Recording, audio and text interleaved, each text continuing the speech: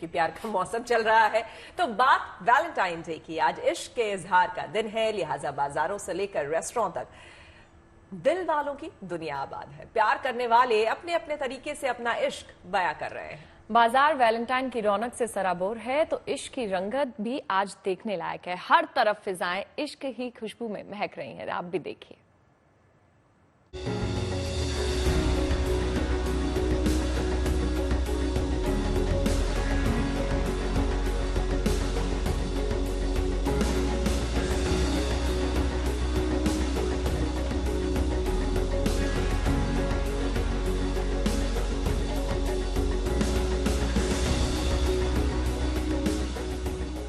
जज्बातों की महफिल में इश्क का रत जगा है। आशिकी का दिन है, आशिकों का जहां है। हवाओं में इश्क की खुशबू है, फिजाओं में इश्क का पता है। 14 फरवरी की तारीख है और इस तारीख में मोहब्बत के लिए दुआ है। कहने वाले कहते हैं कि तारीख में क्या रखा है, लेकिन अगर तारीख 14 फरवरी हो तो समझिए तारीख में ही बहुत कुछ रखा है। 14 फरवरी आशिकों के लिए उनकी ईद भी है, उनकी दिवाली भी है। महबूब से इजहार इश्क का बहाना भी है और प्यार में खुद को खोकर खुद को पाने का इशारा भी है। हमेशा से फूलों ने इश्क में अनगिनत रंग भरे हैं और इसी वजह से इश्क की रंगत आज भी तरोताजा है। वैलेंटाइंस डे की जब बात होती है तो गुलाब सबसे ज्यादा बिकती है, लेकिन गुलाब के अलावा भी किसी और कोई ऐसा फूल जिनका क्रेज बढ़ा है, चाहे फिर हम लिलीज की बात करें या किसी कोई और ऐसा फूल। देखिए, गुलाब के साथ साथ जो है हमारा एक ये फूल आता है, इसको कहते हैं कार्नेशन। इसकी भी डिमांड बहुत होता है क्योंकि ये भी जो है ना, कार्नेशन भी जो है ना लव पर्पज से होता है। एंड देन उसके बाद नंबर आता है लिली का। हाँ जी, तो कॉम्बिनेशन बनवाते हैं लोग, lily with roses, lily with carnation, orchid, sunflower, इस तरीके के लोगों की चॉइस होती है। जैसे हमारे देखिए ये कॉन्सेप्ट है, ये बुकेज है ना, ये हमारे जो है रेगुलर बुकेज हैं, जैसे लिली है, ये डेजीज हैं। इसके साथ साथ में लोग रोजेज फिलिंग करवा के इसको जो है एक अलग वो मानते हैं, यूनिक बने और वही है प्यार का प्रतीक है सारे के सारे फूल। अच्छा, कीमतें भी आसमान छू रही होगी। आसमान पे जो कितना मतलब फर्क आया है, डबल का फर्क आ गया है। जो गुलाब पहले 30-40 का भी बिकता था, आज वही बाजार में जो है हमारे को परचेज पड़ रहा है 60 से 70 रुपए का। तो हमें उम्मीद है 80-90 रुपए या हो सकता है 100 रुपए तक शाम को हम इसका प्राइस कर देंगे। दिलों के दरवाजों से लेकर बाजारों की दहलीज तक वैलेंटाइन का मौसम है। कहीं दिल से दिल मिल रहे हैं तो कहीं पहली बार प्यार के इजहार का जश्न मनाया जा रहा है। लेकिन वक्त के साथ इश्क के इजहार का तरीका भी बदला है। वैलेंटाइन डे में जो डिमांड होता है 10 years back and today lot of changes. 10 साल पहले जो होता था, जैसे यंगस्टर का ज्यादा डिमांड होता था, रेड रोजेस एंड रोजेस का ऊपर में था, but now that 50% young people and 50% the old people like more than 60 age, they are visiting our store and demanding roses with fruits. So we decorated such a way fruits basket with fresh flower that is more attractive to gifting to their Valentine. So Valentine का business method, business जो सोच है काफी change हो गया है। सो 50% youngster and 50% more than 50, you can say more than 60। प्यार का त्योहार हर किसी के लिए है, तो दोनों ही जो है एज ग्रुप के लोग जो है वो पसंद कर रहे हैं। और जिस तरीके की चीजें बात कर रहे हैं जो सबसे ज्यादा डिमांड है, वो आपको मैं एक बार तस्वीरों के थ्रू भी दिखा दूं कि इस तरीके की बास्केट जो है हर कोई अब स्पेशली जो 50 के प्लस एज ग्रुप वाले लोग हैं वो इस तरीके की फ्रूट्स और फ्लावर्स दोनों के ही तरीके का जो कॉम्बिनेशन है वो आ जाए, क्योंकि फ्रूट्स अपने आप में ऑल टाइम फेवरेट रहते हैं हर किसी के। बाजारों की रौनक ने वैलेंटाइन के जश्न में 4 चांद लगा दिए हैं। गिफ्ट की दुकानों से लेकर होटल्स तक हर तरफ फिजाएं इश्क की खुशबू से महक रही हैं। वक्त के साथ वैलेंटाइन डे भले ही इजहार इश्क के लिए खास दिन बन गया हो, लेकिन सच ये भी है कि प्रेम की परिभाषा का विस्तार इससे कहीं ज्यादा है। सच्चा इश्क उम्र की सीमाओं के पार होता है और सच्चे आशिकों के लिए हर दिन हर पल वैलेंटाइन डे होता है। दिल्ली से मनीषा लड्डा के साथ bureau report, good news today. तो हमारी गैलेंटाइन, ये बताइए कि गिफ्ट सबसे अच्छा कौन सा होना चाहिए गैलेंटाइन पे? मुझे लगता है कि एक फूल से अच्छा कोई गिफ्ट नहीं हो सकता। लेकिन खुशी को कुछ और पसंद होगा। खुशी बता दो, सच सच बता दो। क्योंकि गैलेंटाइन है, अपनी फ्रेंड को अगर कुछ गिफ्ट देना है तो मुझे लगता है कपड़ों से ज्यादा क्या अच्छा होगा। किसी को ड्रेस दे सकते हैं, ज्वेलरी भी दे सकते हैं, कोई भी इयररिंग्स वगैरह। हाँ, कोई भी इयररिंग्स। आपको? मुझे लगता है भाई लड़कियों वाली चीजें जो हमें पसंद है भाई, आपकी फ्रेंड को जो आपको पता है कि आपकी फ्रेंड को क्या पसंद है। अब मुद्दे पे Maybe आए। बहुत अच्छा कलर लिपस्टिक का हो सकता है जो आप दे सकते हैं। अब मुद्दे पे वैलेंटाइन हो तो क्या? तो भी फूल तो भी चलेगा। सामने वाले के पसंद के हिसाब से। अब देखो, जो वैलेंटाइन आपको बनाएगा उसे इतना तो पता होना चाहिए कि आपको क्या पसंद है, तो वही जी देगा। बात। खुशी? प्यार से आप कुछ भी देंगे अच्छा ही लगता है। ओए होए। यही कुछ भी प्यार से जो मिलेगा ले लेंगे। जो भी प्यार से मिला ये आप देखिए ये ना मुझे मुझे तो बहुत ही डायलॉग शर्मा वाला रही भी लग रहा है, कोई बोल देता, शगुफ्ता होती तो बोलती कि प्यार से डर नहीं लगता, थप्पड़ से लगता है। चलो वही फिर मूड हो रहा है। मार्केट लिए चलो, जरा दिखाओ बिल्कुल। क्या देखिए, आपको बाजारों की रौनक दिखाते दे हैं क्या गिफ्ट आप अपने पार्टनर के लिए ले सकते हैं, जरा देखिए।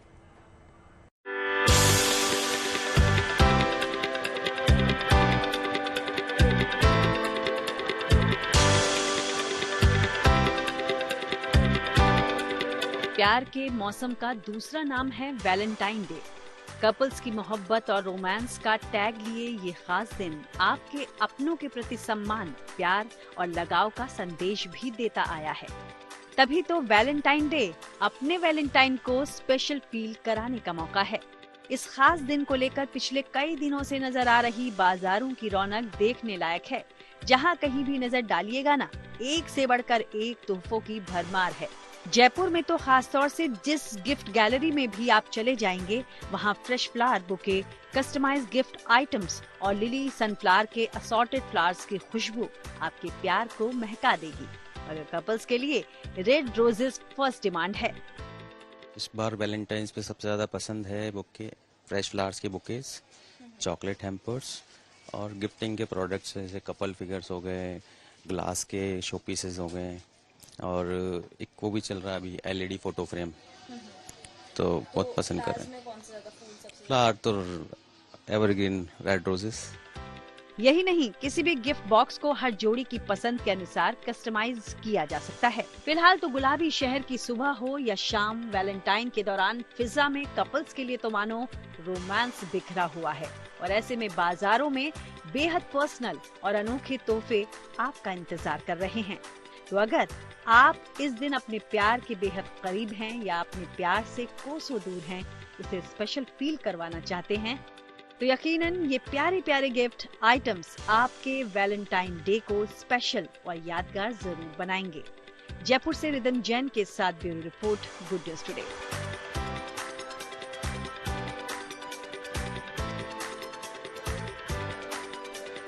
और अब बात प्रधानमंत्री मोदी के अमेरिकी दौरे की। अमेरिका का 2 दिवसीय दौरा पूरा कर प्रधानमंत्री नरेंद्र मोदी वहां से रवाना हो चुके हैं। लेकिन अब चर्चा इस बात की हो रही है कि प्रधानमंत्री मोदी के इस अमेरिका यात्रा और राष्ट्रपति ट्रंप से मुलाकात का नतीजा क्या निकला। बिल्कुल, देखिए, भारत के हित में क्या क्या बातें हुई और क्या क्या फैसले हुए, यहाँ पूरा देश जानना चाहता है। तो अपनी अगली रिपोर्ट में हम आपको यही बताने जा रहे हैं कि आखिर पीएम मोदी अमेरिका से आ रहे हैं तो क्या क्या गुड न्यूज अपने साथ ला रहे हैं। देखिए खास रिपोर्ट।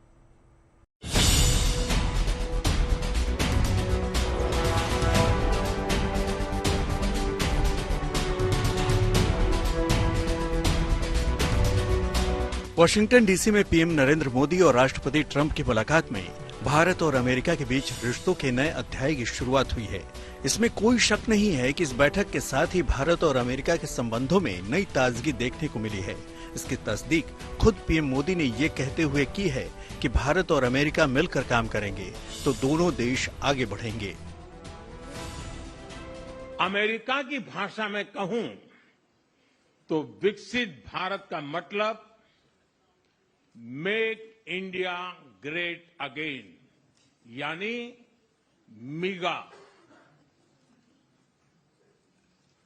जब अमेरिका और भारत साथ मिलकर काम करते हैं, यानी मागा, मागा प्लस मिगा, तब बन जाता है mega partnership for prosperity. PM Modi और प्रेसिडेंट ट्रंप की मुलाकात के दौरान ट्रेड से लेकर टैरिफ, टेररिज्म, युद्ध और पर्सनल केमिस्ट्री तक पर चर्चा हुई। इस दौरान खास जोर रक्षा सौदों से जुड़े समझौतों पर रहा। गुड न्यूज ये है कि भारत और अमेरिका के बीच डिफेंस सेक्टर में रिश्ते मजबूत करने पर जोर दिया गया है। ट्रंप ने घोषणा की है कि अमेरिका भारत को अरबों डॉलर के रक्षा उपकरण बेचेगा। इसके साथ ही राष्ट्रपति डोनाल्ड ट्रंप ने भारत को F-35 फाइटर जेट विमान देने का भी ऑफर दिया है, जिससे हिंदुस्तान की ताकत में खास इजाफा हो सकता है। और ये है कि अगर इन प्रिंसिपल उन्होंने माना है कि भाई F-35 स्टेल्थ फाइटर प्रोवाइड करने हैं, पर हिंदुस्तान अपना भी 5th जनरेशन फाइटर जो है बना रहा है। अब हिंदुस्तान ने ये देखना है कि भाई ये जो अगर अमेरिका से स्टेल्थ फाइटर ले लें तो और अपनी जो हमारा जो प्रोडक्शन है जैसे तेजस है और हमारा जो 5th जनरेशन का जो प्रोग्राम है उसको कैसे इफेक्ट करेगा। तो मेरे को लगता है ये बड़ा सोच समझ के हिंदुस्तान फैसला लेगा कि क्या F-35 लेने चाहिए कि नहीं लेने चाहिए। ट्रंप और मोदी की मुलाकात में अमेरिका और भारत के बीच कई क्षेत्रों में सहयोग बढ़ाने पर सहमति जताई है। इनमें खास तौर से एनर्जी और इंफ्रास्ट्रक्चर के क्षेत्र में निवेश को बढ़ाया जाएगा।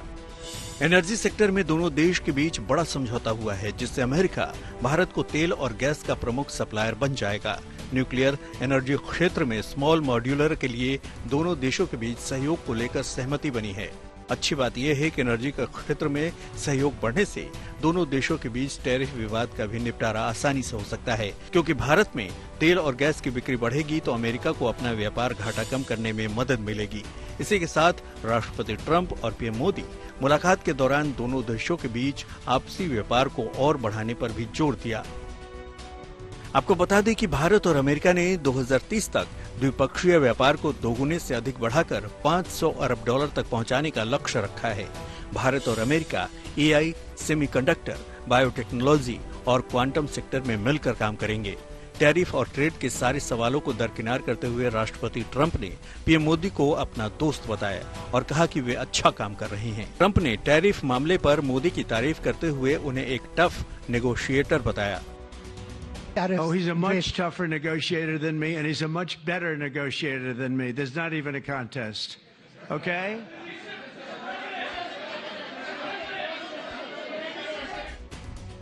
आतंकवाद के मुद्दे पर भी प्रधानमंत्री नरेंद्र मोदी और अमेरिकी राष्ट्रपति डोनाल्ड ट्रंप के बीच बातचीत हुई। दोनों नेताओं ने आतंकवाद के खिलाफ कड़ा रुख अपनाने पर सहमति जताई। वहीं ट्रंप ने खालिस्तानी तत्वों पर कार्रवाई के संकेत दिए। Let's assume he's a pretty violent person. We're giving him back to India immediately, and there are more to follow because we have quite a few requests. So we work with India on crime. इससे पहले राष्ट्रपति Trump ने 2008 में मुंबई में 26/11 के हमले के साजिशकर्ता आतंकी तहव्वूर राणा को भारत भेजने का ऐलान किया। उन्होंने कहा कि भारत और अमेरिका आतंकवाद के खतरे से निपटने के लिए एक साथ मिलकर काम करेंगे। आतंकवाद के खिलाफ लड़ाई में भारत और अमेरिका दृढ़ता से साथ खड़े रहे हैं। हम सहमत हैं कि सीमा पार आतंकवाद के उन्मूलन के लिए ठोस कार्रवाई आवश्यक है और मैं राष्ट्रपति जी का आभारी हूं। उन्होंने 2008 के जिसने भारत में नरसंहार किया था उस मुजरिम को अब भारत के हवाले करने का निर्णय किया है। भारत की अदालतें उचित कार्यवाही करेंगी। जिस गर्मजोशी से अमेरिकी राष्ट्रपति ट्रंप पीएम मोदी से मिले, वाशिंगटन डीसी से रवानगी से पहले पीएम मोदी का अमेरिका में जिस तरह से भव्य स्वागत हुआ, जिस तरह से अहम समझौते दोनों देशों के बीच हुए, उससे कहा जा सकता है कि पीएम मोदी का ये अमेरिकी दौरा काफी सफल और यादगार रहा और आने वाले समय में दोनों देशों के रिश्ते नई बुलंदियों पर पहुंच सकते हैं। वाशिंगटन डीसी से गीता मोहन और रोहित शर्मा के साथ bureau report, good news today. Tesla के सीईओ एलन मस्क ने ब्लेयर हाउस में अपनी फैमिली के साथ प्रधानमंत्री मोदी से मुलाकात की और मीटिंग के बाद प्रधानमंत्री ने एक्स पर पोस्ट किया और कहा, अरबपति एलन मस्क के साथ बहुत अच्छी बैठक हुई और स्पेस तकनीक और इनोवेशन जैसे मुद्दों पर चर्चा हुई। जाहिर है करीब 55 मिनट तक चली इस मुलाकात में कई गंभीर विषयों पर बातचीत हुई, लेकिन इस मीटिंग में आकर्षण का केंद्र रहे एलन मस्क के 3 बच्चे। कैसे, देखिए।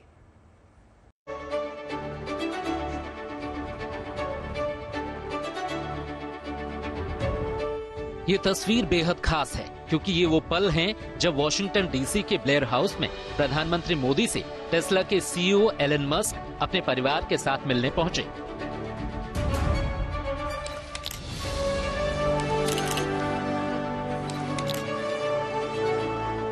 जाहिर है मुलाकात खास है, लिहाजा पूरी दुनिया की निगाहें इस मीटिंग पर थीं। लेकिन चर्चा का विषय बन गए एलन मस्क के 3 बच्चे एक्स, स्ट्राइडर और एज्योर।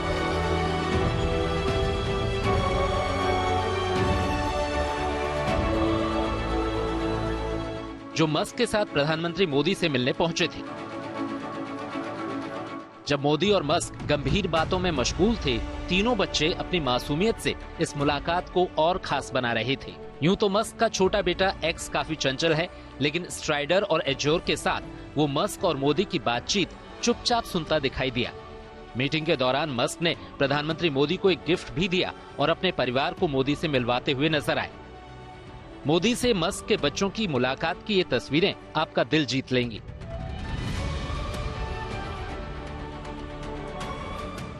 बेशक एक्स, स्ट्राइडर और एज्योर की मौजूदगी ने एलन मस्क और मोदी की इस मुलाकात को बेहद खास बना दिया। दुनिया के सबसे अमीर शख्स एलन मस्क अपनी पर्सनल लाइफ की वजह से भी चर्चा में रहते हैं। एलन मस्क के 12 बच्चे हैं, उन्होंने 4 शादियां की हैं, 3 पत्नियों को वो तलाक दे चुके हैं और फिलहाल शिवोन जिलिस के साथ गृहस्थ जीवन में है, जो उनकी ब्रेन इम्प्लांट फर्म न्यूरालिंक में बतौर डायरेक्टर काम कर रही हैं। बहरहाल हाल ही में अपने काम के साथ ही एलन मस्क अपने परिवार को भी उतनी ही तवज्जो देते नजर आए।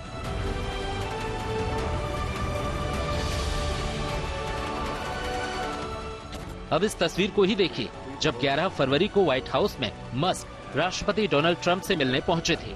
ये वो पल हैं जब एलन मस्क ओवल ऑफिस में राष्ट्रपति ट्रंप के साथ प्रेस कॉन्फ्रेंस में हिस्सा लेने पहुंचे थे। तस्वीरों में आप देख सकते हैं एलन मस्क का छोटा बेटा XA12 इस गंभीर चर्चा का मासूम गवाह बन रहा है। वो मस्क और डोनाल्ड ट्रंप के बीच खड़ा मस्ती करता दिखाई दे रहा है। मामले की गंभीरता से अनजान एक्स पिता से इशारों ही इशारों में फरमाइश करता है और मीडिया ब्रीफिंग के दौरान ही मस्क उसे गोद में उठा लेते हैं।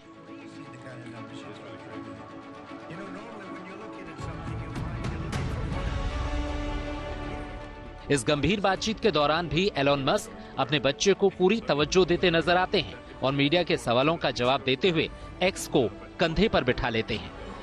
जाहिर है एलन मस्क के इस अंदाज की काफी तारीफ हो रही है, क्योंकि इस तस्वीर के जरिए मस्क संदेश देते नजर आ रहे हैं कि काम कितना भी संजीदा क्यों ना हो, बच्चे कभी बोझ नहीं हो सकते। माता पिता के समय पर उनका भी बराबर का हक है। दुनिया के सबसे अमीर शख्स के इस रवैये ने पेरेंटिंग को लेकर नया नजरिया पेश किया है। एलन मस्क पर भले ही बिजनेस, पॉलिटिक्स, कॉर्पोरेट की दुनिया की अहम जिम्मेदारियां हैं, लेकिन भविष्य तो कंधे पर बैठा नटखट XA12 ही है। लिहाजा संजीदा काम के बीच भी उसे नजरअंदाज नहीं किया जा सकता। मस्क की यही सोच और एक पिता होने के नाते अपने बच्चों के प्रति उनका ये जज्बा वाकई काबिले तारीफ है। वॉशिंगटन डीसी से गीता मोहन और रोहित शर्मा के साथ bureau report, good news today. अब आपको लिए चलते इराक के मौसूल में सजी संगीत की महफिल में उसकी तस्वीरें दिखाते हैं, क्योंकि आईएसआईएस के कब्जे से आजाद होने के बाद पिछले 7 साल में मौसूल में माहौल बदल चुका है। कितना बदला उसकी एक झलक आपको दिखाते हैं। मशहूर इराकी संगीतकार अमीर फंदार को 2014 में मौसूल छोड़कर भागना पड़ा था, लेकिन अब माहौल बदल गया है और अब वो वापस मौसूल आ गए हैं और वहां संगीत की लहर बिखरी हुई है।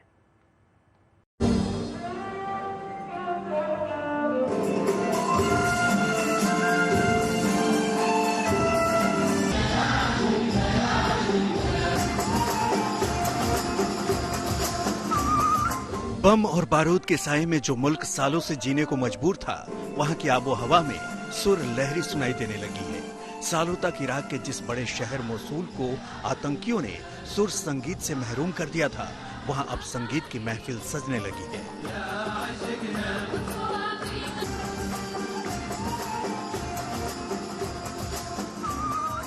मशहूर इराकी संगीतकार आमिर फैंडर ऐसे ही एक फनकार हैं, जिन्हें आतंकवादी संगठन इस्लामिक स्टेट के लड़ाकों की वजह से 2014 में मोसूल छोड़कर भागना पड़ा था।